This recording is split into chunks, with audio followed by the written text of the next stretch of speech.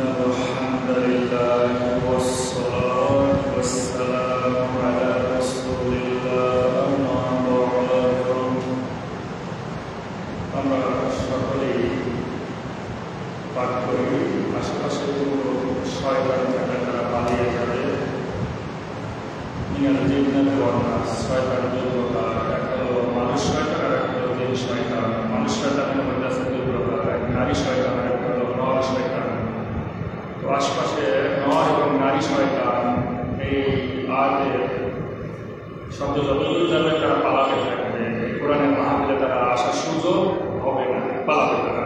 এই জন্য আমরা সবাই পাঠ করি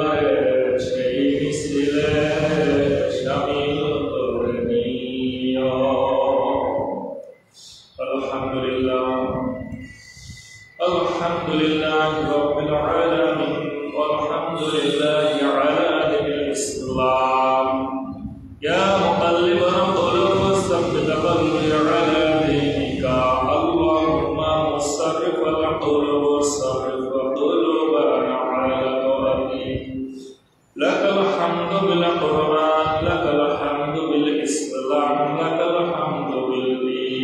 الإيمان اللهم ارزقني شهادة في سبيلك واجعل موتي في بلد رسولك يا ربي لك الحمد كما ينبغي لجلال وجهك ولعظيم سلطانك وادخلني بالصالحين وادخلني ربي وادخلني برحمتك في عبادك الصالحين وادخلني بالصالحين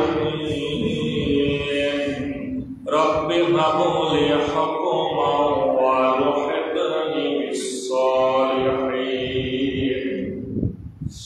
ربي اشرح لي صدري ويسر لي امري আলহামদুলিল্লাহ সমস্ত প্রশংসা সেই আল্লাহ রাব্বুল আলামিনের দরবারে যে রব মাহে রমজান অতিক্রম করে শাওয়াল মাসে এই বেহেশতের বাগানে আমাদেরকে একত্রিত করেছেন। আশেপাশে অসংখ্য মানুষের মধ্যে যে সুযোগটা আমাদেরকে দিলেন এই কোরআনের ময়দানে, এই সুযোগটা এই অত্র কমলাপুরের সকল মানুষের নসিবে চলে নাই। যেহেতু আমাদের নসিবে হয়েছে এই কোরআনের ময়দানে উপস্থিত হওয়া, এই জন্য আমরা একটু জোরে সোরে বলি আলহামদুলিল্লাহ,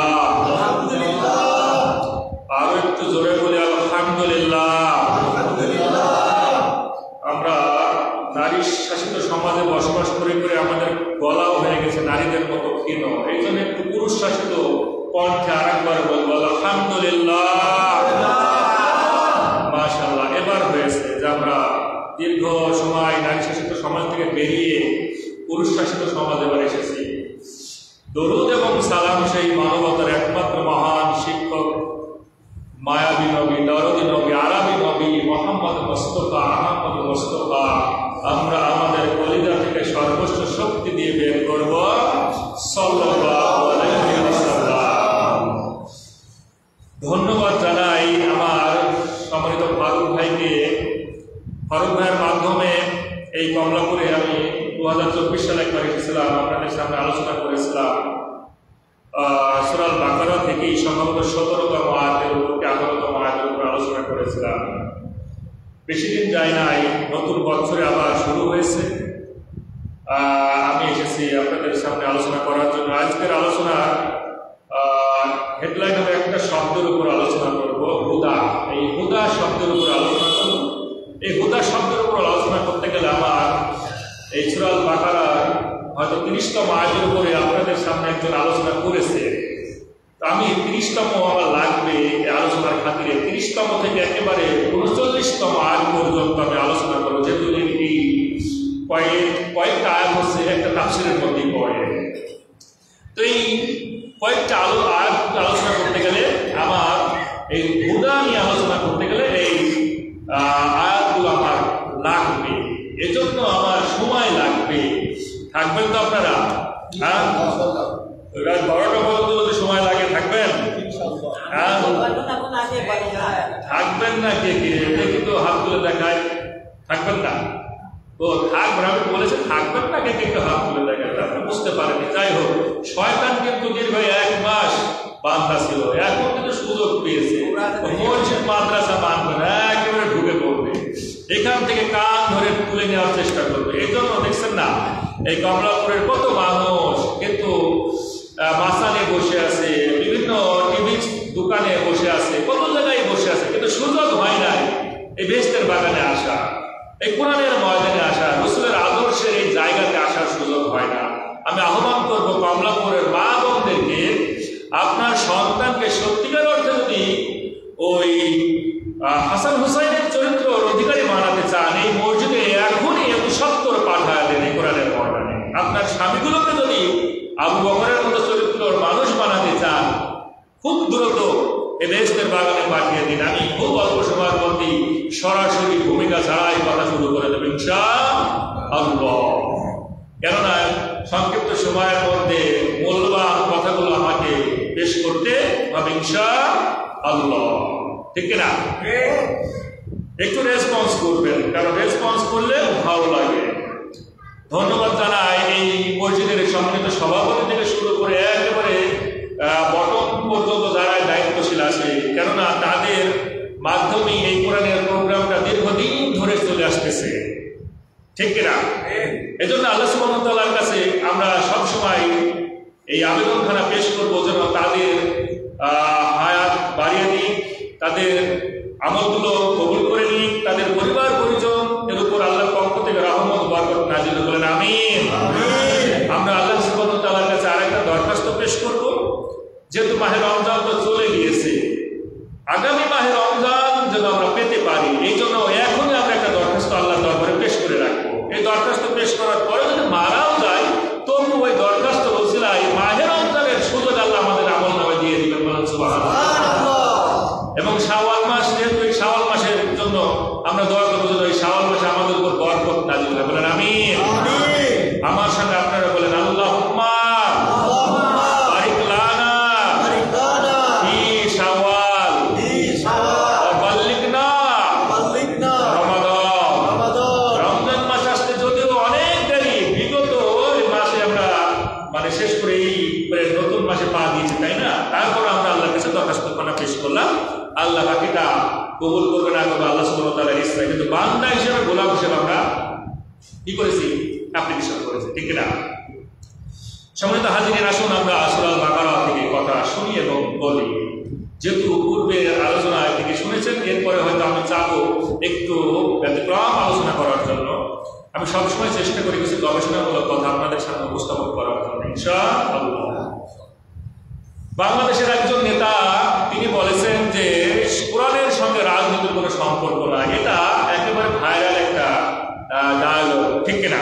এই কথাটা ভাইরাল যে কোরআনের সাথে রাজনীতির কোনো সম্পর্ক নাই। আসুন আমরা দেখি যে কোরআনের সাথে রাজনীতির সম্পর্ক আছে কিনা। আমরা এই 30তম আয়াত থেকে শুরু করে দেখবো ইনশাআল্লাহ। আল্লাহ রাব্বুল আলামিন কোরআনুল কারীম সূরা আল বাকারা 30তম আয়াতের ভিতরে জানিয়ে দিলেন, ওয়া ইয ক্বালা রাব্বুকা লিল মালাইকাতি।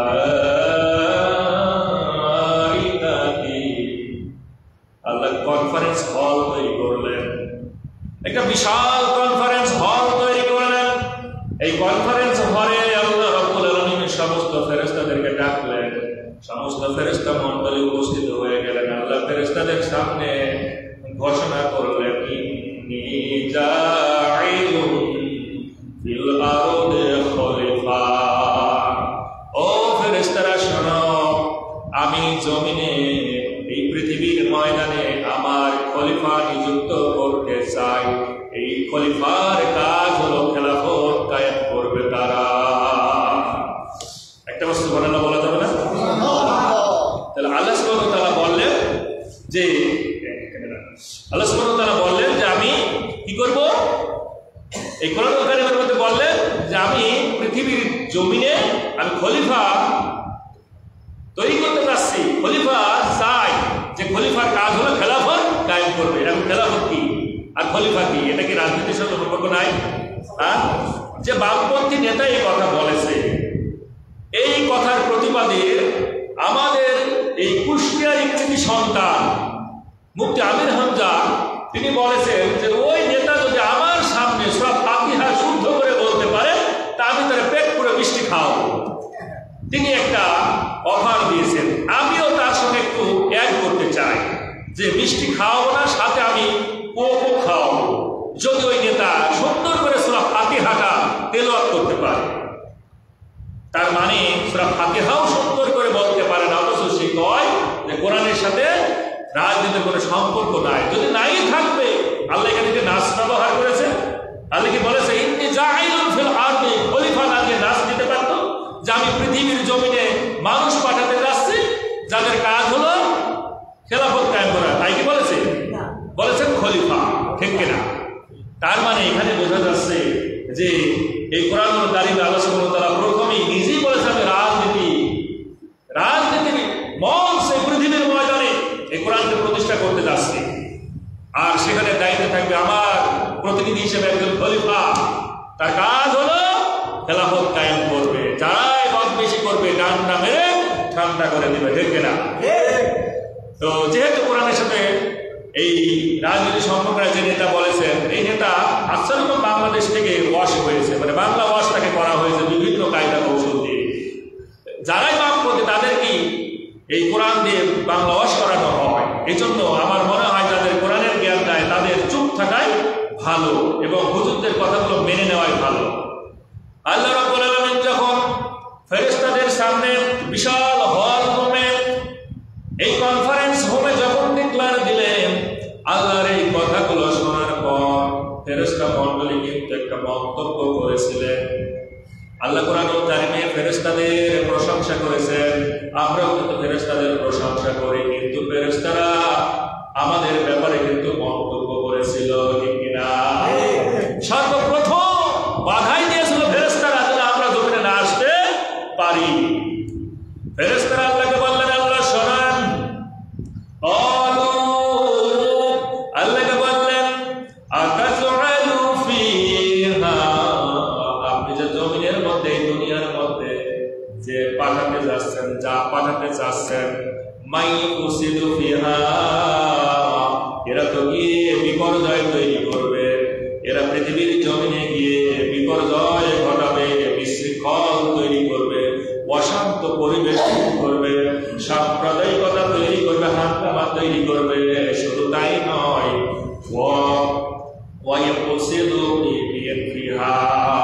আল্লাহ রাব্বুল আলামিন বললেন, আতাজআলু ফিহা মান ইউফসিদু ফিহা ওয়া ইয়াসফিকু দিমা, এই পৃথিবীর ময়দানে এসে তারা কিন্তু রক্তপাত ঘটাবে। একজনের ঘাড়ের উপরে কোপ দিয়ে আরেকজন রক্তপাত ঘটিয়ে দিবে, কাউকে হত্যা করবে, কাউকে ফাঁসি দিবে, বিভিন্ন কায়দা কৌশল করে এরা রক্তপাত ঘটাবে। সুতরাং এই জমিনে আপনি তাদেরকে পাঠাবেন না। এই প্রতিবন্ধকতা ফেরেশতারা সর্বপ্রথম করল। আল্লাহ সুবহানাহু ওয়া তাআলা হক তাদের কাছে এই কথাটা ব্যক্ত করার সঙ্গে সঙ্গে তারা এই মন্তব্য শুনে দিলেন। তো ফেরেশতারা কিভাবে জানলো? একটা প্রশ্ন না? ফেরেশতারা এই জানলো কিভাবে যে এই পৃথিবীর জমিনে এসে তারা এরকম ফাসাদ তৈরি করবে, মারামারি করবে, কাটাকাটি করবে? কিভাবে জানলো? একটা প্রশ্ন জাগে না? প্রশ্ন তো জাগে। জানার উপায় কি? তাদের তো কোনো জ্ঞান না। কারণ এই কোরআনুল কারীমের ভিতরে বলাই হয়েছে, লা ইলমা লানা ইল্লা মা আল্লামতানা, যতক্ষণ না ফেরেশতাদেরকে আল্লাহ না জানাবে ততক্ষণ সেটা জানবে না। তো আল্লাহ তো জানাই না, তাহলে কিভাবে জানবো? একটা প্রশ্ন। এরপরে কি ফেরেশতারা এই কথা যে বলেছে, সত্য কথা বলেছে না মিথ্যা কথা বলেছে? যে জমিনে এসে তারা এই ধরনের কাজগুলো করবে, সত্য না মিথ্যা? সত্য কথা বলেছিল। তার বাস্তবতা একটু নিয়ে 2009 সালের ফেব্রুয়ারি মাস 25 এবং 26 এই দুই দিনে মিডিয়ার বিদ্রোহ হলো। 57 জন বাংলাদেশের গর্ব সৈনিকদেরকে হত্যা করেছিল, ঠিক কিনা? তারপরের দিন 75 জনকে গুম করে দেওয়া হলো। তারপরে 139 জনকে বিভিন্ন মেয়াদে ফাঁসির কাস্টে ঝুলিয়ে ঝুলিয়ে এই দুনিয়া থেকে বিদায় করেছে। তার মানে রক্তপাত হয়েছে কি হয় নাই? 2013 সালে শাপলা চত্বরে একজন নয়, দুইজন নয়, হেফাজতে ইসলামের সমস্ত নিন্দার ভাইদেরকে ঢাকার শাপলা চত্বরে রাতের অন্ধকারে গুলি করে একজন নয়, দুইজন নয়, 2 থেকে 3 হাজার আল্লাহর নিন্দার মানুষগুলোকে তারা শহীদ করে দিয়েছিল। আমার রক্তপাত ঘটায়নি। ফেরেশতারা যে বললো এরা গিয়ে দুনিয়াতে রক্তপাত ঘটাবে, তার মানে তো কথা মিলেই যাচ্ছে। 2024 সাল বিগত জুলাই আগস্টে ছাত্র বৈষম্য আন্দোলনে একজন নাই, দুইজন নাই, 1581 জনকে নির্মম ভাবে শহীদ করে দেওয়া হলো। এটা কি রক্তপাত না? বলেন, কথা বলে, এটা কি রক্তপাত? তার মানে কথা তো মিলে যাচ্ছে ফেরেশতার সঙ্গে। এরপরে আল্লাহ রাব্বুল আলামিনের দরবারে ফেরেশতারা বলেন, আল্লাহ খবরদার পাঠাবেন না।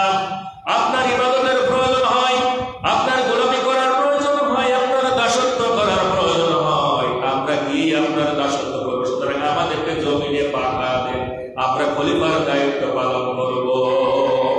ওয়া নাহনু নুসাব্বিহু বিহামদিকা ওয়া নুকদ্দিসু লাক, সুতরাং আমরা আপনার সব মহিমা সহ প্রশংসা বর্ণনা করব। কোনো ভয় নাই, কোনো ভয় নাই। শ্বশুর বেটার বউয়ের সঙ্গে খারাপ কাজ করবে না, এই ব্যাপারে কোনো ভয় নাই।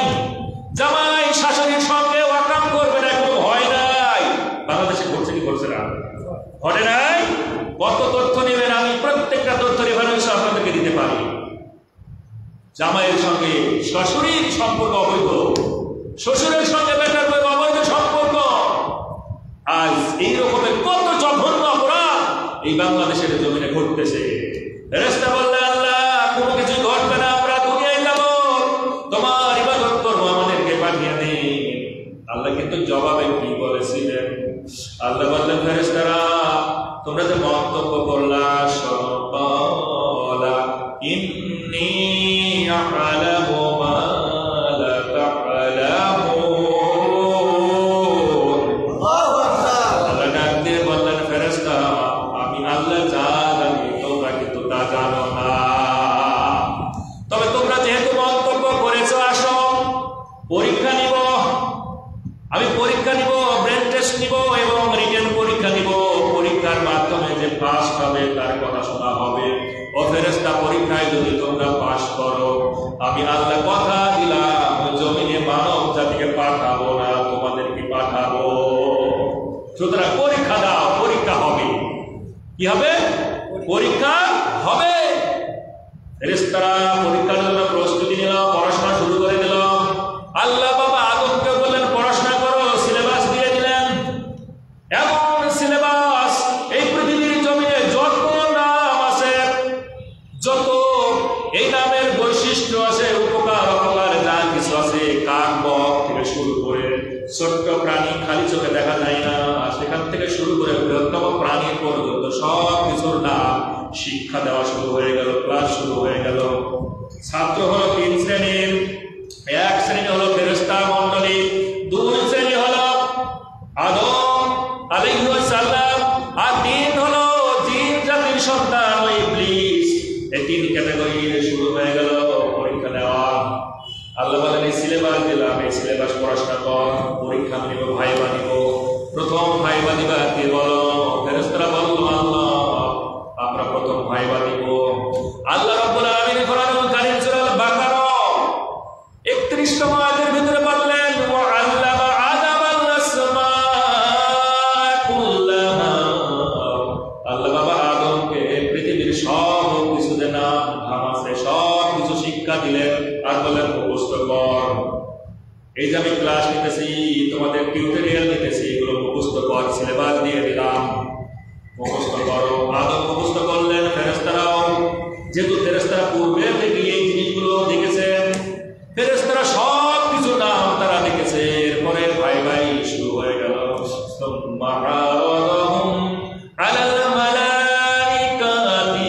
আল্লাহ ফেরেশতাদের সামনে ওই নামগুলো রেখে দিলেন একেবারে সামনে। এবার বললেন, বলো, ফাকালা আম্বিউনি বিআসমাই হাউলাই ইন কুনতুম সাদিকিন। আল্লাহু আকবার। আল্লাহ ডাক দিয়ে বলেন, সত্যই যদি তোমরা সত্যবাদী হয়ে থাকো ফেরেশতা মণ্ডলী, তাহলে এই যে সামনে নামগুলো দেখতেছো, এই নামগুলো তুমি আমি আল্লাহকে বলো। ফেরেশতাদেরকে আল্লাহ বলেন, এই নামগুলো বলো। ফাকালা আম্বিউনি বিআসমাই হাউলাই ইন কুনতুম সাদিকিন। সত্যবাদী যদি সত্যি হয়ে থাকো ফেরেশতারা, এই নামগুলো বলো, আমাকে বলো, নামগুলো বলো। ফেরেশতাদের প্রথম ভাই বানিলেন আল্লাহ। ফেরেশতারা হতভম্ব হয়ে গেল, একটা নাম তারা বলতে পারল না। ফেরেশতারা সঙ্গে সঙ্গে আল্লাহকে বললেন, ক্বালু সুবহানাকা। আল্লাহ সমস্ত প্রশংসা, সমস্ত গুণগান পবিত্র একমাত্র আপনার জন্য। লা ইলমা লানা, আমাদের কোনো জ্ঞান নাই, আমাদের কোনো বুদ্ধি নাই, আমাদের কোনো বিবেক নাই, আমরা কিছুই জানি না। ইল্লা মা আল্লামতানা, আল্লাহ তুমি যতটুকু আমাদেরকে জানাবা ততটুকু ছাড়া আমরা কিন্তু কোনো জ্ঞান রাখি না। তাহলে পরীক্ষায় ফেল করলো কারা? ফেরেশতারা ফেল করলো, ফেরেশতারা পাস করতে পারলো না। আল্লাহ রাব্বুল আলামিন ডাক দিয়ে বলেন, ফেরেশতারা পাস তোমরা করতে পারো না, সুতরাং শোনো, এই আসমানের থেকেই আমি তোমাদেরকে একটা দোয়া শিখিয়ে দিতেছি, এই দোয়া তোমরা পাঠ করবা। সুবহানা রাব্বিকা রাব্বুল সুবহানাল্লাহি ওয়া বিহামদিহি সুবহানাল্লাহ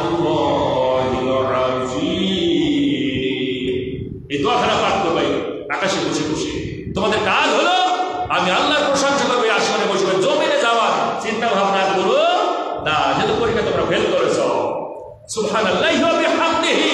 বিশ্বনবী হাদিসের ভিতরে এসেছে, ফেরেশতাদেরকে শিখিয়ে দেওয়া হলো তোমরা আসমানে বসে বসে আমার এই তাসবিহ তাহলে তোমরা পাঠ করতে থাকো। সুবহানাল্লাহ বলবেন না? বাবা আদম আলাইহিস সালাম আর সাজিমে পড়েছেন, লেখাপড়া করেছেন, সেখানে কিন্তু মেধা যাচাই হয়েছে, পরীক্ষা দিয়েছে। এই পরীক্ষা সেন্টারের সব পরীক্ষককে, টিচারকে আল্লাহ, আর ছাত্র কারা? বাবা আদম আলাইহিস সালাম, ফেরেশতা জাতি, ইবলিসও আছে।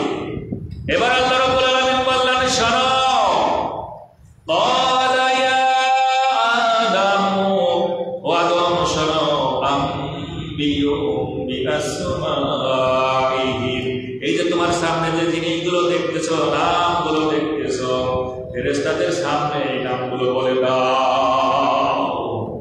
ফালাম্মা আনবাআহুম বিআসমাইহিম, আল্লাহর ফেরেশতা, আল্লাহর পয়গম্বর আদম আলাইহিস সালাম একেবারে দুনিয়াতে যত নাম এসেছে কিয়ামত পর্যন্ত আসবে সমস্ত নামগুলো ফেরেশতাদের সামনে অকপট বলে দিলেন। চিল্লায়া বলেন সুবহানাল্লাহ। ফেরেশতাদের সামনে বলে দিলেন। পাশ করলো কে? আদম আলাইহিস সালাম। আরেকজন পরীক্ষা দিছিল কে? ইবলিস। আল্লাহ বললেন তোর পরীক্ষা হবে না, তুই ডিসকোয়ালিফাই। তোরে তো আমি পাঠিয়েছিলাম দুনিয়ার ময়দানে, তোরা নাফরমানি করেছিস। ও জিন জাতি, তোরা নাফরমানি করেছিস, যার কারণে তোদের ধ্বংস করে দিয়েছি, শুধু তুই বেঁচে আছিস। সুতরাং তোর কোনো পরীক্ষা হবে না, তুই ডিসকোয়ালিফাই আগে। এজন্য ইবলিসেরা পরীক্ষা আল্লাহ নেয় না, তুই আগে ডিসকোয়ালিফাই। এই যে ফেরেশতারা বলেছিল দুনিয়াতে এই মারামারি, হানাহানি, কাটাকাটি, রক্তপাত ঘটবে, এটা কিভাবে জানলো? এই যে ফেরেশতা, এই যে জিন জাতিকে আল্লাহ সুবহানাহু ওয়া তাআলা সর্বপ্রথম এই পৃথিবীতে পাঠিয়েছিলেন, তারা যে নাফরমানি করেছিল, তারা যে অমান্য করেছিল আল্লাহর আদেশগুলো, এই অভিজ্ঞতা থেকে ফেরেশতারা বলেছিল যে আল্লাহ এই জাতিকে তুমি পাঠাবে না, যেহেতু পূর্বে জিন জাতি পাঠিয়েছিল, তারা নাফরমানি করেছিল, এরাও নাফরমানি করবে, এরাও মারামারি করবে, কাটাকাটি, হানাহানি করবে, সুতরাং এদেরকে পাঠাবেন না। বুঝা গেল?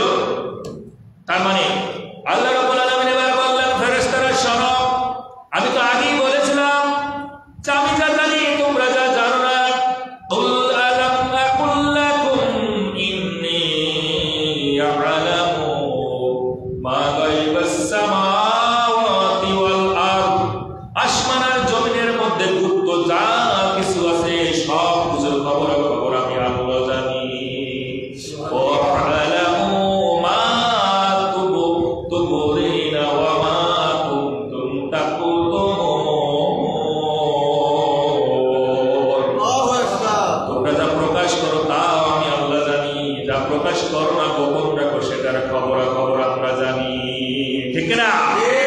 রাতের বেলায় গণভবনে কি পরিকল্পনা করো কেউ না জানলে জানে কে? ইসরায়েল যতই পরিকল্পনা করুক না কেন, ফিলিস্তিনিকে পৃথিবীর মানচিত্র থেকে তুলে দিবে, এই পরিকল্পনা কে জানে?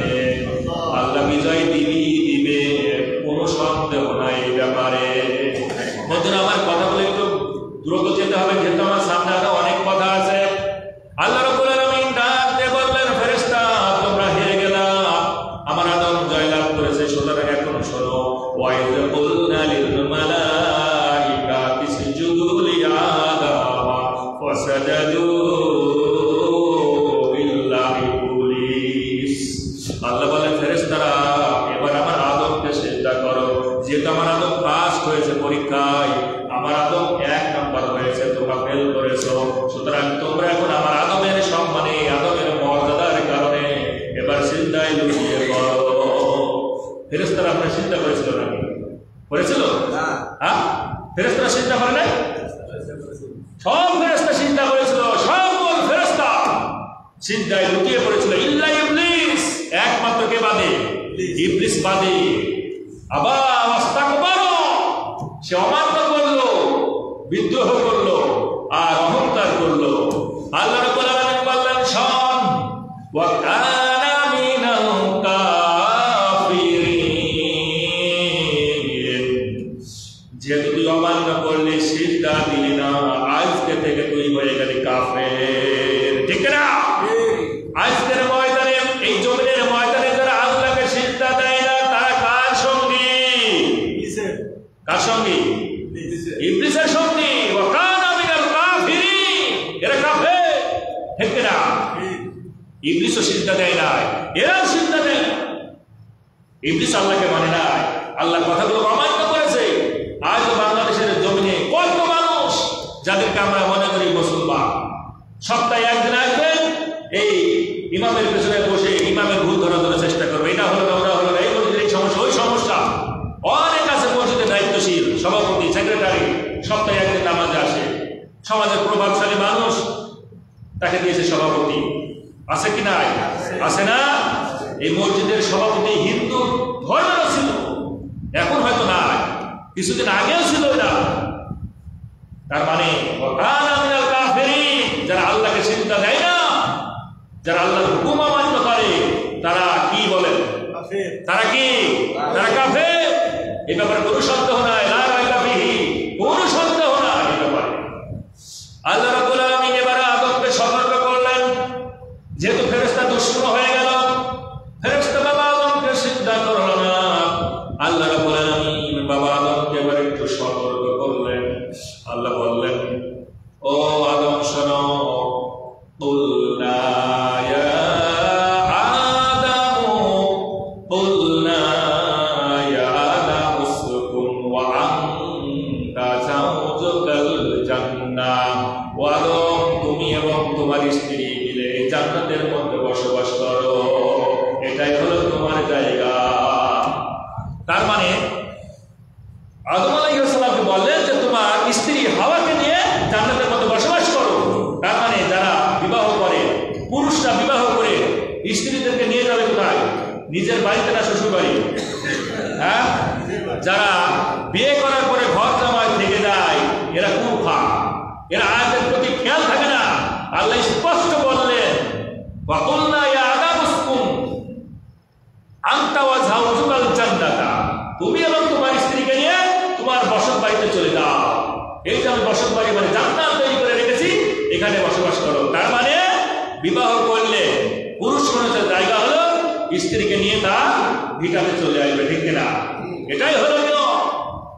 আল্লাহ বললেন, আদম শোনো, জেনে রাখো, ওয়াকুলা মিনহা রাগাদান, ওয়াকুলা মিনহা রাগাদান হাইতু শিকতুমা, এই যে জান্নাতের যত নাজ নিয়ামত আছে সবগুলো খাওয়া দাওয়া করো, ভক্ষণ করো, কিন্তু মনে রেখো ওয়ালা তাকুরাবা হাযিহিশ শাজারা, খবরদার খবরদার, এই বৃক্ষের ধারে কাছে আসবা না, এই নিষিদ্ধ ফল কিন্তু খাওয়া যাবে না। কে বললেন? কাকে বললেন? আদম আলাইহিস সালাম বা হাওয়াকে বললেন, খবরদার খবরদার, এখানে আসা যাবে, এটা নিষিদ্ধ জায়গা, এখানে আসা যাবে না। আমরা মানুষ, কিন্তু আমাদেরকে যদি এরকম বলে, কোনো ছাত্রকেও যদি বলা হয়, কোন অসুবিধা বলা, খবরদার এই রাস্তা দিয়ে যাবেন না, এই রাস্তা কিন্তু একটা কোনো কিছু একটা আছে, এই জন্য যাওয়া যাবে, এই রাস্তাটা একটু নিষিদ্ধ। আমাদের মন কিন্তু সবসময় চাইবে ওই রাস্তায় কি যে আছে, আগে যাওয়ার জন্য চিন্তা ভাবনা করে। মাঝে মাঝে দেখবে যে আরবিদের লেখা থেকে রেস্ট্রিক্টেড এরিয়া লেখা থাকে না, মন চায় যে কি আছে রেস্ট্রিক্টেড এরিয়া, যেতে পারলে এটা হতো, মানে যাওয়ার জন্য কিন্তু বারবার মন চায়। তাও আদমের মন কিন্তু এইভাবেই চেয়েছিল। আল্লাহ রাব্বুল আলামিন বাবা আদমকে স্পেসিফিক বলেছিলেন, ওয়া কুলনা ইয়া আদাম, ও আদম শোনো, ইন্না হাযা আদুউন লাকা, এ হলো শয়তান।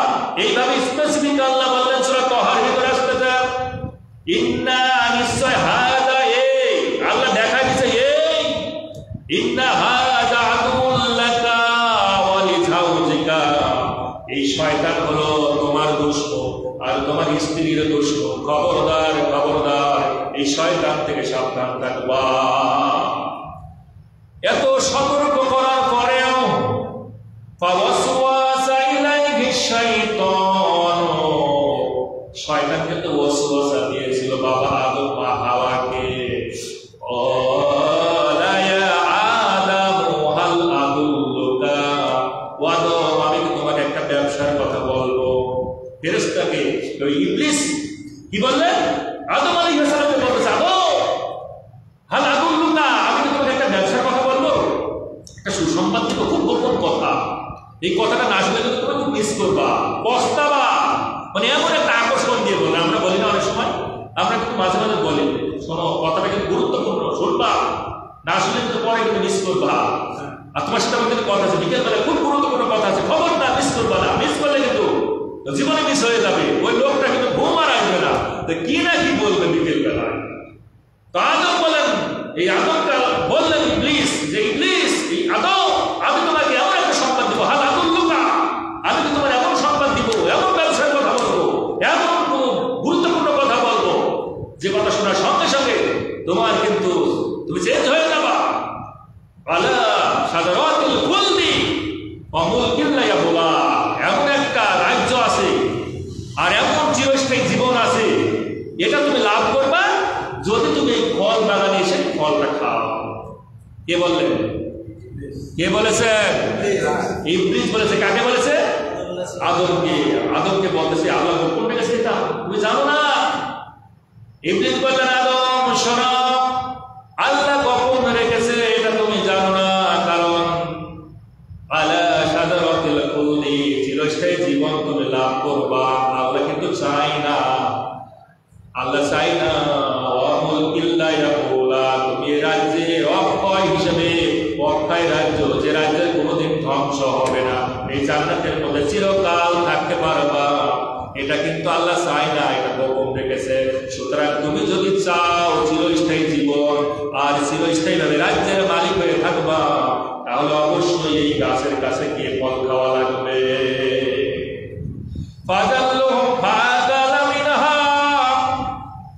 বাবা আদম আলাইহিস সালাম, মা হাওয়া আলাইহিস সালাম এই ফলের বাগান থেকে কিন্তু কি খেলেন? ফল খেয়ে ফেললেন। ফাজাল্লাহুমুশ শাইতানু আনহা, আল্লাহ বললেন তুমি যেহেতু ফল খেয়ে ফেলেছো, এই জান্নাত থেকে তোমার পদস্খলন ঘটে গিয়েছে। ফাখুরাজাহুমা মিম্মা কানা ফীহি, এখনই বের হয়ে যাওয়ার জায়গা নাই, এখানে থাকা আর থাকতে পারবে না, তোমার সময় শেষ। আগেই বলেছে না আদম, খবরদার, ইন্না হাযা আদুল্লাকা, এই শয়তান এ তোমার দুশমন, খবরদার, এর কথা শোনো না। তুমি তো শুনে ফেলেছো, যাক তুমি যখন শুনে ফেলেছো, সুতরাং এখানে তুমি থাকতে পারবে না। ফাখরাজাহুমা মিম্মা কানা ফীহি, এর মধ্যে জান্নাতের মধ্যে তোমার জায়গা নেই, এখান থেকে তোমাকে বের হয়ে চলে যাওয়া লাগবে। আল্লাহ রাব্বুল আলামিন বললেন বের হয়ে যাও, আদম বের হও, হাওয়া বের হও, ইবলিস তুইও বের হয়ে যা। তিনজনের জায়গা এখানে না, দুনিয়াতে যা। যাওয়ার আগে শোন, আল্লাহ রাব্বুল আলামিন ডাক দিয়ে বললেন, ওয়া কুলনা হাবিতু বা'দুকুম লিবা'দিন আদু। আদম হাওয়া, ইবলিস কিন্তু তোমরা একে অপরের দুশমন। দুনিয়াতে যে যাচ্ছ, ইবলিস কিন্তু তোমাদের দুশমন, আর ইবলিস তোমার দুশমন কিন্তু আদম এবং হাওয়া, ঠিক কিনা? তোমরা একে অপরের দুশমন, দুনিয়াতে নেমে যাচ্ছ, ভালো কথা, কিন্তু মাথায় রাখবা ইবলিস কাদের দুশমন? হ্যাঁ, এখন যদি ইবলিসকে আপনারা এই তিন রাস্তার মাথায় পান, কি করবেন বলেন তো? কলা বিস্কুট খাওয়াবেন? হ্যাঁ, কলা খাওয়াবেন? চকচক বিস্কিট কি খাওয়াবেন? কি করবেন ইবলিসকে পেলে?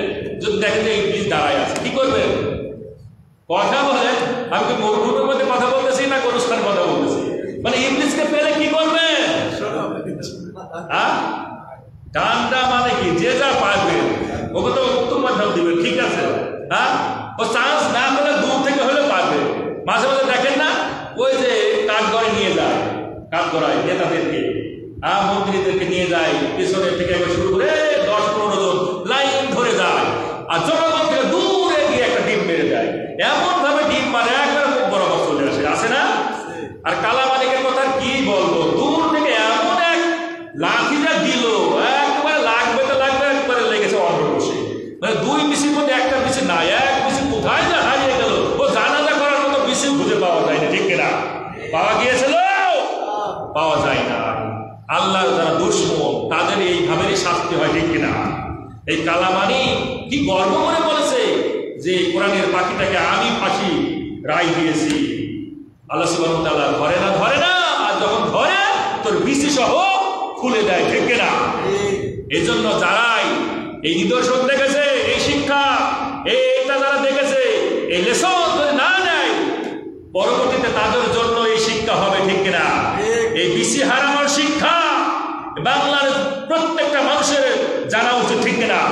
যারা এই রকমের অবৈধ রায় দিবে, অন্যায় রায় দিবে, যারা এই কোরআনের বিপক্ষে রায় দিবে, তাদের এইভাবেই বিসি আল্লাহ এই জমিনে এইভাবে দাফন করবে, ঠিক কিনা? সুতরাং খবরদার, আল্লাহর কোরআনের সঙ্গে গাদ্দারি করা যাবে না, কোরআনের পাখিদের সঙ্গেও গাদ্দারি করা যাবে না। আল্লাহ রাব্বুল আলামিন ডাক দিয়ে বললেন, আদম এই হলো তোমার দুশমন। আর ফেরেশতারা আর ইবলিসকে বললেন, ইবলিস, আদম হাওয়া তোমার দুশমন, তোমরা একে অপরের দুশমন, সুতরাং নেমে যাও। ওয়ালাকুম ফিল আরদি মুস্তাকাররু ওয়া মাতাউন ইলা হিন। আল্লাহ ডাক দিয়ে বললেন, দুনিয়াতে একটা নির্দিষ্ট কাল পর্যন্ত সেখানে তোমরা থাকবা। ও আদম, হাওয়া, এই নির্দিষ্ট সময়ের মধ্যে তোমাদের খাবার দাবার থাকবে, সব জীবন উপকরণ আমি দিয়ে দিলাম, এখানে তোমরা পাবা। আর একটা নির্দিষ্ট সময় তোমরা আমার গুণগান করবা, এরপরে ফিরিয়ে আসবা। ভালো কাজ করলে জান্নাত পাবা, আর ভালো কাজ না করলে জাহান্নামে যাওয়া লাগবে, ঠিক কিনা? তখনও কিন্তু আদমকে আল্লাহ ক্ষমা করেন নাই, যেহেতু আদম অন্যায় করেছে, অপরাধ করেছে। যেহেতু আল্লাহ রাব্বুল আলামিন বলেছিলেন, ফাতাকুনা মিনাল জালিমুন,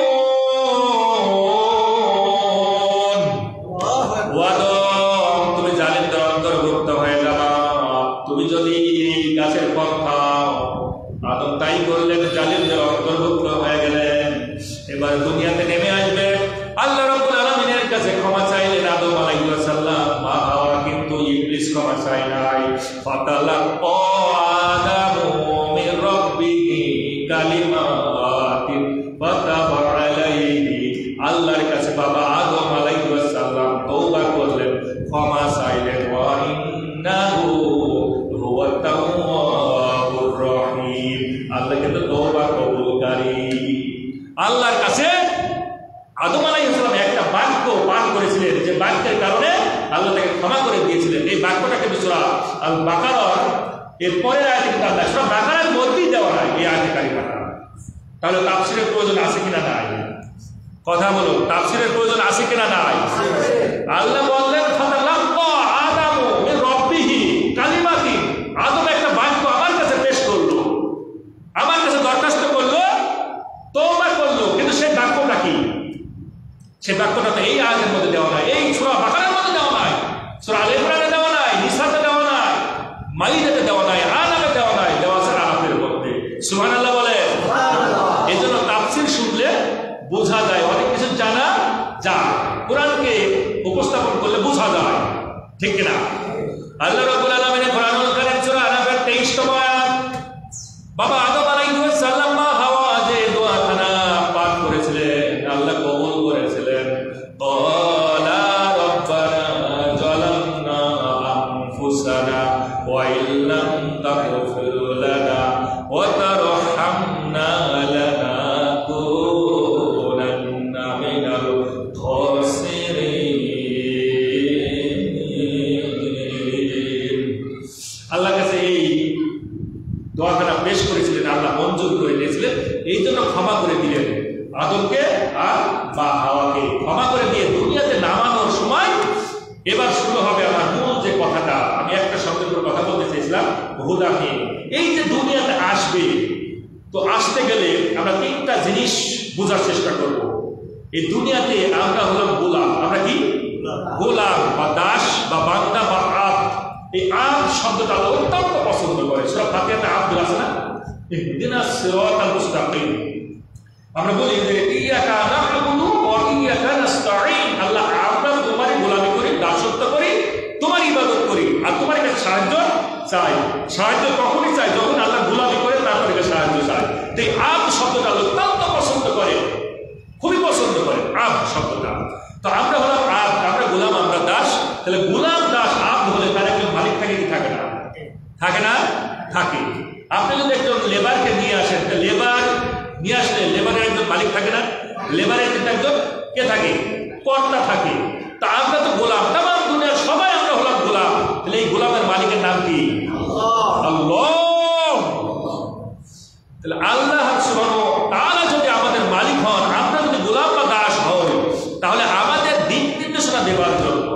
গোলামকে পরিচালনা করার জন্য আপনি একজন লেবার নিলেন, লেবারকে যদি এখন কিছু না বলেন, লেবার এসে কি করবে? তাই না? লেবার তো কাজ করতে হবে লেবারকে। তাহলে আপনি যদি বলেন যে অমক মাঠে অমক জমিতে চাষ করা লাগবে, এই কথা বলা লাগবে কি লাগবে না? এই গরুর জন্য তোমার ঘাস কাটা লাগবে, এই কাজগুলো তোমাকে করা, এই কথা বলবে না? বলার পরে তো লেবার কাজ শুরু করবে, ঠিক না? তো আমরা যে গোলাম দাস, এই দাস গোলাম আমাদের যদি চলাচল করতে হয়, দিক নির্দেশনা নেওয়া লাগে, তাহলে মালিকের পক্ষ থেকে একটা কি আসবে? গাইডলাইন আসবে, আসবে না? আল্লাহ রাব্বুল আলামিন ডাক দিয়ে বললেন, কুলনা হাবিতু মিনহা জামিআ ওয়া দাওহা, ইবলিস তোমরা দুনিয়ায় নেমে যাও, এই আরশ আজিম থেকে নেমে যাও, এখান থেকে চলে যাও দুনিয়ায়। ফাইম্মা ইয়াতিয়ান্নাকুম মিন্নি হুদান, আমার পক্ষ থেকে তোমাদের কাছে একটা গাইডলাইন যাবে, আমার পক্ষ থেকে তোমাদের কাছে একটা বই যাবে, একটা হুদা যাবে, একটা কিতাব যাবে, একটা গ্রন্থ যাবে, একটা দিক নির্দেশনা যাবে। একটা ফ্রিজ কিনতে গেলে একটা বই দেয়, তাই না?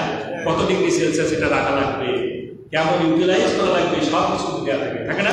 প্রত্যেকটা, একটা মোবাইল কিনতে গেলে যদি দেওয়া থাকে, প্রত্যেকটা জিনিসের দেওয়া থাকে। আমরা মানুষ এই দুনিয়াতে চলাফেরা করবো, ঘোরাফেরা করবো, আমাদের জন্য একটা গাইডলাইন দিবে, ঠিক না? আল্লাহ রাব্বুল আলামিন বললেন, শোনো আদম, হাওয়া শোনো, যেহেতু ইবলিস তোমাদের দুশমন, এই দুশমন গিয়ে তোমাদেরকে বিভ্রান্তি করবে, সুতরাং এই বিভ্রান্তি থেকে বাঁচতে চাইলে ফামান তাবিআ হুদায়া, আমার পক্ষ থেকে যে সংবিধান তোমাদের কাছে যাবে, এই সংবিধান যারাই মানবে, যারা এই সংবিধানকে অনুসরণ করবে, ফালা খাউফুন আলাইহিম ওয়ালা হুম ইয়াহজানুন, আল্লাহ দিয়ে বললেন তাদের কোনো ভয় নাই, তারা কোনো চিন্তিত হবে না। সুবহানাল্লাহ, সুবহানাল্লাহ। তাহলে আল্লাহর পক্ষ থেকে একটা সংবিধান এসেছে, এই সংবিধানের নাম কি? কোরআন। সংবিধানের নাম কি? কোরআন। চিল্লায়া বলেন, সংবিধানের নাম কি? সব সমস্যার সমাধান দিতে পারে আল কোরআন। আরো জোরে জোরে, সব সমস্যার সমাধান দিতে পারে আল কোরআন, দিতে পারে আল কোরআন, সব সমস্যার সমাধান। আজকে আমাদের একটা স্লোগান থাকবে, এই স্লোগানটা আমরা অবশ্যই মাঝে মাঝে একটু জোর গলায় বলবো, যাতে গৌর গোবিন্দর মতো যারা দুশমন তারা যেন জমি থেকে পালিয়ে যায়, ঠিক কিনা? সব দলের দেখা শেষ, আল্লাহর দলের বাংলাদেশ, এই হবে স্লোগান আজকে। কি স্লোগান? সবাই বলেন, সব দলের বা সব দলের দেখা শেষ, জোরে জোরে, সব দলের দেখা শেষ, আল্লাহর দলের বাংলাদেশ, সব দলের দেখা শেষ, সব দলের দেখা শেষ, কোরআনের বাংলাদেশ, ঠিক কিনা? মাথা থাকবে তো? সব দলকে আমরা দেখে ফেলেছি 1971 সাল থেকে, এই 54 বছরে আমরা সব দলকে দেখে ফেলেছি, শুধু দল বাকি আছে আল্লাহর দলের, এই কোরআনের দেখা বাকি আছে। সুতরাং আমরা এই কোরআনকে দেখতে চাই, ঠিক কিনা? কারা কারা চাই? লিল্লাহি তাকবীর, লিল্লাহি তাকবীর, লিল্লাহি তাকবীর। আল্লাহ রাব্বুল আলামিন বলেন, ফামান তাবিয়া, যে মানুষগুলো মেনে নিবে, হুদায়া, আমার এই সংবিধানকে যারা মানবে, ফালা খাউফুন আলাইহিম ওয়ালা হুম ইয়াহজানুন, তাদের কোনো ভয় নাই, চিন্তা নাই, দুঃখিত হবে না।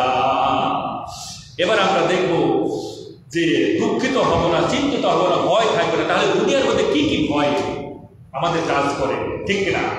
যে ভয়ের কারণে আমরা বামপন্থীদের দাবিদারি করি, যে ভয়ের কারণে আমরা বামপন্থীদের গোলামি করি, যে ভয়ের কারণে আমরা এই অন্ধকারে গিয়েও যে নেতা দেখতে পায় না তারপরে তাকে ভোটটা দিয়ে দিই, ঠিক কিনা? ভোট সেন্টারে গিয়েছেন না?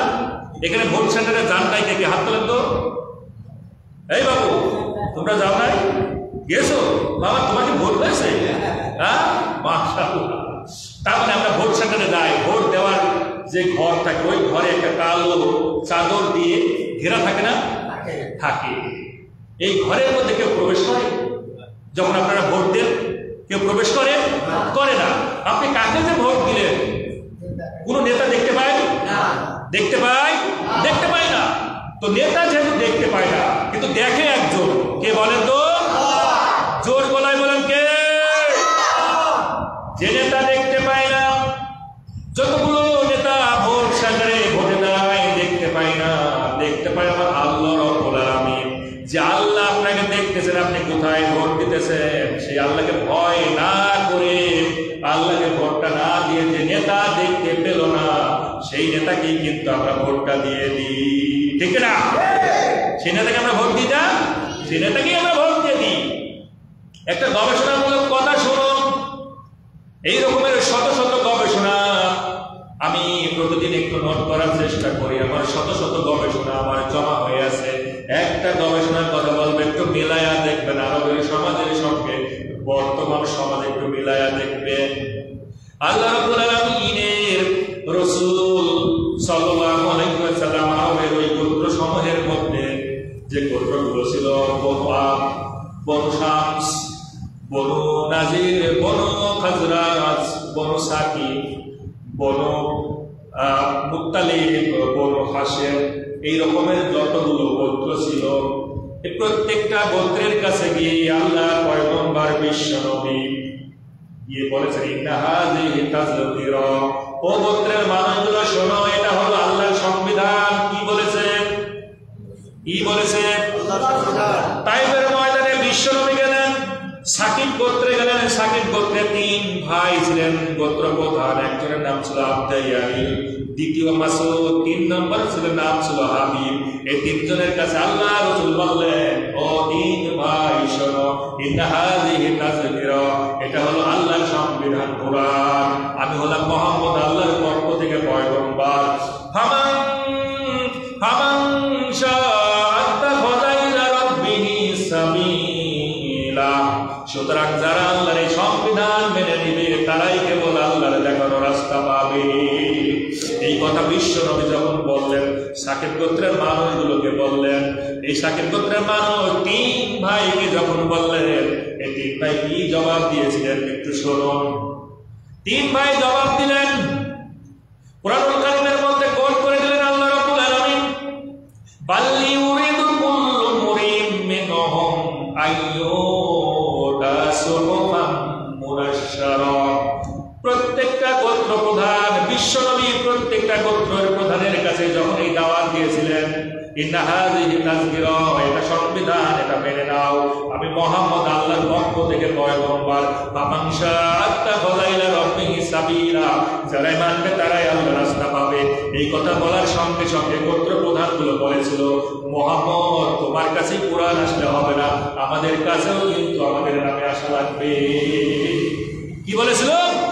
বাল ইউরিদু কুল্লু ইমরিন মিনহুম আইয়ুতা সুহুফাম মুনাশশারা, তোমার কাছে যেভাবে ওহী আসে, তোমার কাছে যেভাবে কুরআন আসে, ঠিক আমাদের গোত্র প্রধান আমরা, আমাদের নামেও এই কি আসা লাগবে, এই কুরআন আমাদের কাছে আসা লাগবে। কুরআন খুঁজে দেখো, সূরা মুদ্দাসসির 74 নম্বর সূরা মুদ্দাসসির 52 নম্বর আয়াত। আল্লাহ বলে দিলেন যে এই গোত্র প্রধানের মানুষগুলো বলেছিল যে আমাদের কাছেও এই রকমের ওহী আসা লাগবে, আমাদের নামেও, আমাদের নাম উল্লেখ করে এই রকমের চিঠি আসা লাগবে। এই খোলা চিঠি দিয়ে আমাদের নাম উল্লেখ করে বলা লাগবে যে অমুক গোত্র প্রধান, বনু হাশেমের গোত্র প্রধান আবু জেহেল, তুমি এই কোরআনকে মেনে নাও সংবিধান হিসাবে, মুহাম্মদ নবী রাসূল, এটা মেনে নাও, এরকম আমার নামে আসা লাগবে। শুধু এখানেই শেষ নয়, আল্লাহ রাব্বুল আলামিন সূরা ইসরা, বানি ইসরাঈল 17তম বানি ইসরাঈলের 93তম আয়াতের ভিতরে ডাক দিয়ে বললেন, আও ইয়াকুনা লাকা বাইতুম মিন জুকুরুফিন, ও মুহাম্মদ আল্লাহ যদি তোমার স্বর্ণ দিয়ে বাড়ি বানিয়ে দেয়, অথবা তোমাদেরকে যদি স্বর্ণ খচিত একটা বিল্ডিং বানায় দেয়, আও অথবা তোমাদেরকে যদি তারো অফিস সামাই, ও মুহাম্মদ অথবা তুমি যদি আসমানে ঘোরাফেরা করো, তুমি যদি তামাম আসমানের মধ্যে আরোহণ করে ঘোরাফেরা করো, এরপরেও শুনে নাও, ওয়ালান নুমিনা, আমরা ঈমান আনবো না সংবিধান হিসেবে মানব না। লিরুকিয়াকা, তুমি যা আরোহণ করেছো এটা দেখার পরেও মানব না। তোমাকে আল্লাহ স্বর্ণের বাড়ি বানিয়ে দিয়েছে, এটাও বিশ্বাস করব না। হাত্তা, কতক্ষণ পর্যন্ত, তুনাজ্জিলা, যতক্ষণ না নাজিল হবে আলাইনা, আমাদের উপরে কিতাবান, এই কিতাব, এই কুরআন যতক্ষণ না আমাদের উপর নাজিল হবে, শুধু নাজিল হলেই হবে না, শুনে নাও, আমরা পড়ে পড়ে দেখবো তোমাকে যেভাবে আল্লাহ এই কোরআন দিয়েছে ওই রকম হবো। এই কথাগুলো যদি আমাদের নামে আছে তখন আমরা মিলায়া দেখে দেখে তারপরে বিশ্বাস করব। তারা বলেছিল এই কথাগুলো, আসতেছে কথাগুলো তারা বলেছিল। আরব সমাজে প্রত্যেকটা গোত্র প্রধান আল্লাহ কোরআনের ভিতরে দিয়ে দিয়েছে, এই কথাগুলো তারা বলেছিল। আল্লাহ রাব্বুল আলামিন বললেন, কুল সুবহানা রাব্বি, বলবি আপনি আমার প্রশংসা বর্ণনা করুন। হাল কুনতু বাশারার রাসূলা, আমি তো রাসূলকে পাঠিয়েছি শুধু সুসংবাদ দেবার জন্য, এই প্রচার করা ছাড়া আর কোনো উদ্দেশ্যে আমি রাসূলকে পাঠাই নাই। তার মানে আরবের সমাজে এই রকমের গোত্র ছিল।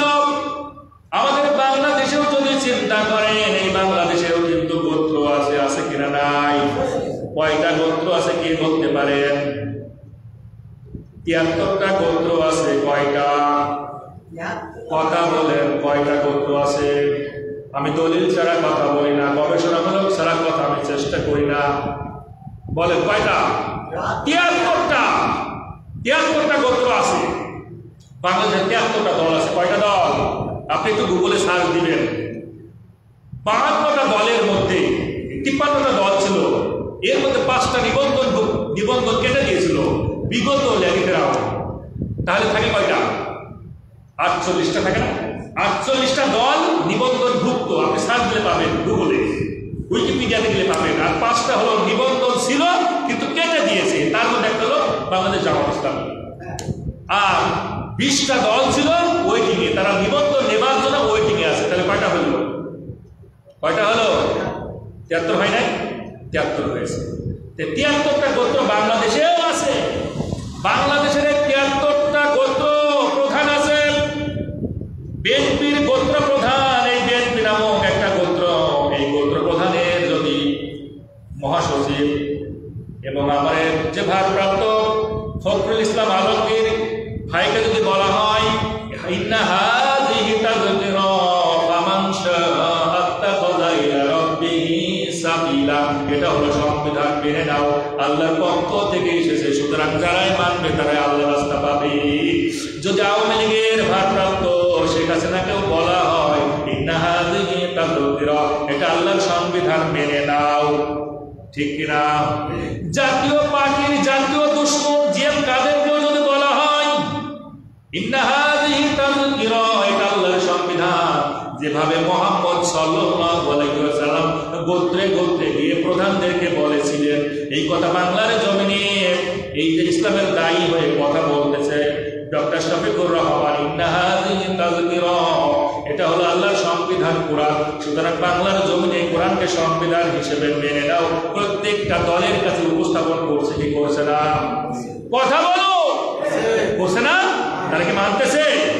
তারাও কিন্তু একই কথা, যেহেতু কোরআন এখন নাজিল বন্ধ, যদি নাজিল হওয়ার সুযোগ থাকতো, আমার মনে হয় এবি পার্টি বলেন, গণ পরিষদ পার্টি বলেন, যত রকমের দল আছে প্রত্যেকটা দল কিন্তু এই দাবি করত, আমাদের নামেও কিন্তু এই কথা আসা লাগবে, আমাদের নেতাদের নাম দিয়ে বলা লাগবে এই খোলা চিঠিতে, ও আমার নেতা আলমগীর ভাই তুমি এটা মেনে নাও, জিএম কাদের সাহেব তুমি এটা মেনে নাও, নুরুল হক দিদি তুমি এটা মেনে নাও, ওলিউল্লাহ তুমি এটা মেনে নাও, এরকম আমাদের নামেও আসা লাগবে, বলতো কি বলতো না?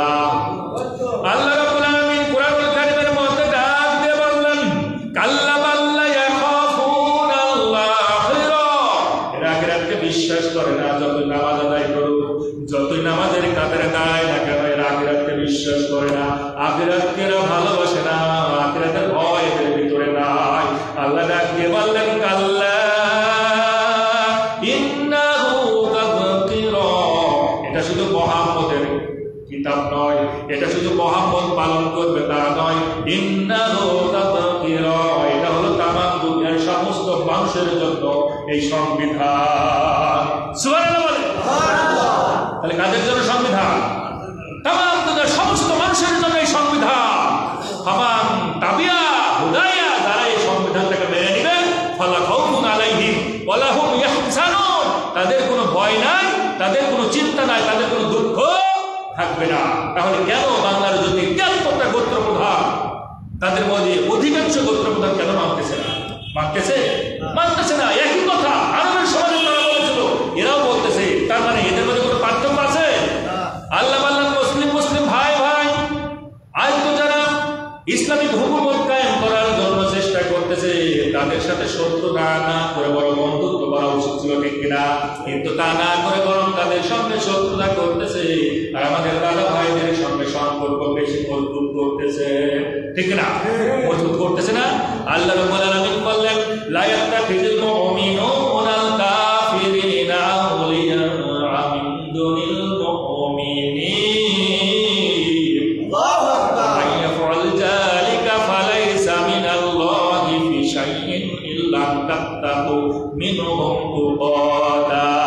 সুতরাং মনে রেখো, মুমিনের বন্ধু হবে। মুমিন ছাড়া যদি অন্য কাফেরদের সঙ্গে বন্ধুত্ব করো, আমি আল্লাহর সঙ্গে তোমাদের কোনো সম্পর্ক থাকবে না। তার মানে এখন বলেন তো, বাংলাদেশে যত গোত্র আছে, বাংলাদেশে যত দল আছে, এদের সম্পর্ক বেধর্মীদের সঙ্গে আল্লাহর সাথে সম্পর্ক আছে? কথা বলেন আছে? কথা কার? আমি বলি নাই, আপনারাই বলতেছেন। আল্লাহর কথা, ঠিক কিনা? সুতরাং এটা আল্লাহর কথা।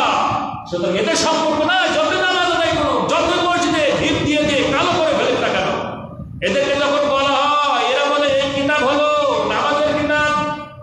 এই নেতাগুলো কি বলে? এরা হলো নামাজের কিতাব, এটা হলো সিয়াম পালন করার কিতাব। ওই যে বলেছে কুরআনুল কারীমের মধ্যে, ওয়াকিমুস সালাত, তোমরা নামাজ কায়েম করো, নামাজ আদায় করো। সুতরাং এই যে কোরআনে বলেছে, সুতরাং এটা সূরা ফাতিহা পড়ার কিতাব, এটা সূরা নাস পড়ার কিতাব। নামাজের মধ্যে হুজুররা পড়ে, এই জন্য এই কিতাব, এটা রাজনৈতিক কিতাব না।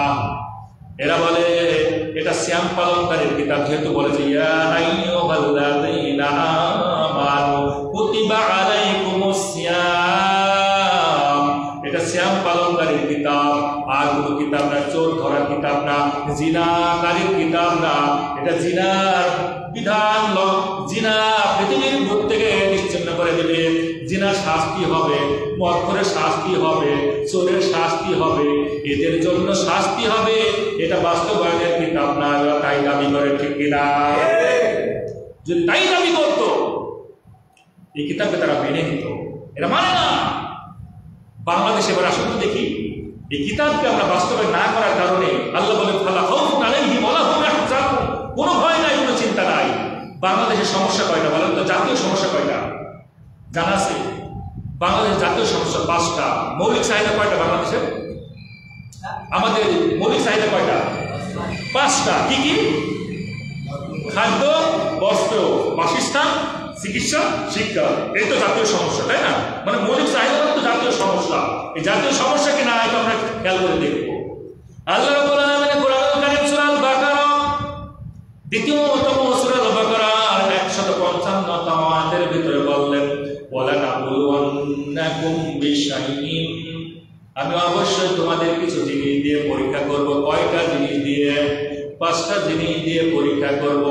মিনাল খাউফি ওয়াল জুই ওয়া নাকসিম মিনাল আমওয়ালি ওয়াল আনফুসি ওয়াত তামারাত, আমি 5টা জিনিস দিয়ে পরীক্ষা করব। 1 নম্বর হলো মিনাল খাউফি, ভয় দিয়ে পরীক্ষা করব। ওয়াল জুই, আমি ক্ষুধা দিয়ে পরীক্ষা করব। তোমাদের ধন সম্পদের ক্ষয়ক্ষতি দিয়ে পরীক্ষা করব। আমি তোমাদের জীবন দিয়ে পরীক্ষা করব। আর তোমাদের ফল ফসলের ক্ষয়ক্ষতি দিয়ে আমি তোমাদের পরীক্ষা করব। কয়টা পরীক্ষা? কয়টা?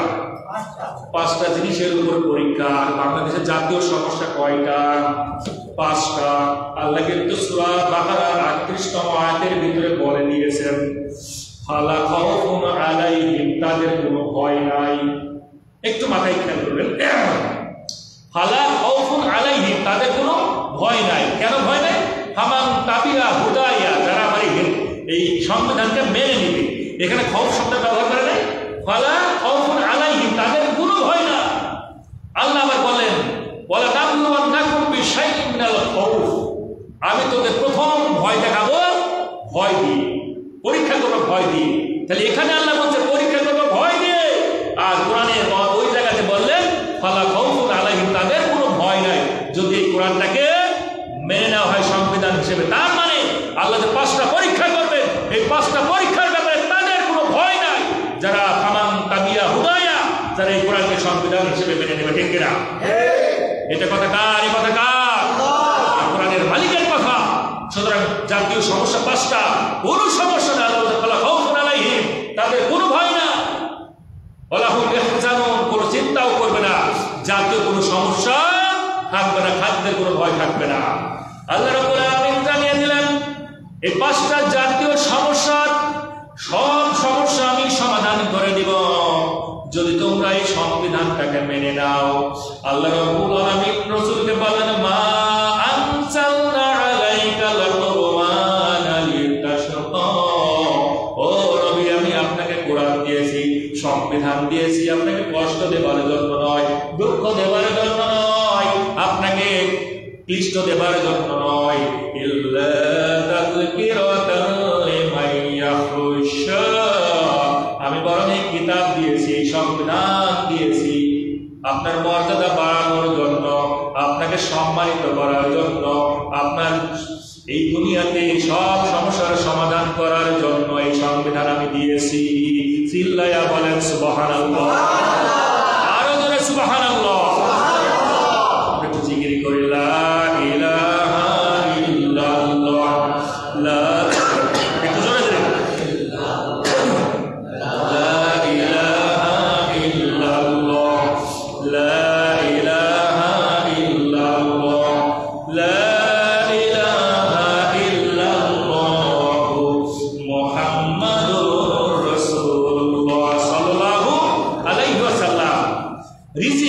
তাহলে জাতীয় সমস্যা 1 নম্বর কি? খাদ্য, তাই না? তাহলে রিজিকের ব্যাপারে আল্লাহ কি বলেছে কোরআনের ভিতরে? সূরা ওই তালাক 65তম সূরা তালাকের 3 নম্বর আয়াতে বলছে ওয়া ইয়ারযুকুহু মিন হাইসু লা ইয়াহতাসিব, আমি তোমাদেরকে খাবার দিব, কোন উৎস থেকে দিব এটা তোমাদের ধারণার বাইরে। এই কথা কার? আল্লাহ। আল্লাহ বলেন শুধু ফামান তাবিয়া হুদায়া, এই কোরআনকে সংবিধান হিসেবে মেনে নাও। ডক্টর মোহাম্মদ ইউনূস যদি এই কোরআনুল কারীমকে সংবিধান হিসেবে মেনে নেয়, বাংলার জমিনে কত পার্সেন্ট যে খাদ্যের অভাব আছে আপনারা কি জানেন? গবেষণায় বলতেছে প্রায় 19% মানুষ দারিদ্র্য সীমার নিচে বসবাস করে। প্রায় 4,17,00,000 মানুষ বাংলাদেশে দারিদ্র্য সীমার নিচে বসবাস করতেছে। কত মানুষ? 4,17,00,000। টোটাল বাংলাদেশের মানুষ আছে কত? প্রায় 17 লক্ষের কাছে, 17 কোটির কাছে। তার মানে 4 ভাগের প্রায় 1 ভাগে মানুষ এই দারিদ্র সীমার নিচে বসবাস করে। আল্লাহ বললেন তোর দারিদ্র সীমা থাকবে না, আমি খাবার দিব কোন উৎস থেকে তুই টের পাবি না। শুধু একটাই দায়িত্ব হলো ফামান তাবিয়া হুদায়া, যারা আমার এই সংবিধানটাকে মেনে নিবে। আল্লাহ রাব্বুল আলামিন অন্য আয়াতের ভিতরে বললেন অফিস সামাই রিজকুকুম ওয়ালা ওয়ামা তুআদুন, আমি যে রিজিক তোমাদের জন্য বরাদ্দ করে রেখেছি আসমানে, এই পদ আমি কিন্তু আগে দিয়ে দিয়েছি, কারণ আসমানের মধ্যে আমার হাতে তোমাদের জন্য রিজিক আমি বরাদ্দ করে রেখে দিয়েছি। আল্লাহ নাফরমানি করবে না রিজিকের জন্য, বন্দী হয়ে ঘুরে বেড়াবেন, হবে না।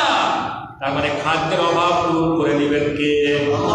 বাংলাদেশে জাতীয় 5টা সমস্যার 1 নম্বর সমস্যা খাদ্যের অভাব দূর হয়ে যাবে। আল্লাহ কোরআনের ভিতরে জানিয়ে দিলেন শুধু একটাই কাজ হলো ফামান তাবিয়া হুদায়া, আমার এই সংবিধান কোরআনটাকে মেনে নাও। 2 নম্বর হলো খাদ্য বস্ত্র মানে পোশাক। বাংলাদেশে যাদের পোশাক আছে তারাও বেপরদায় থাকে, যাদের পোশাক নয় তারাও বেপরদায়, ঠিক কিনা? কিনা? কত মা বোন বোরকা পরে প্রেম করে, এ আবার কেমন পর্দা? কথা বলেন ঠিক কিনা?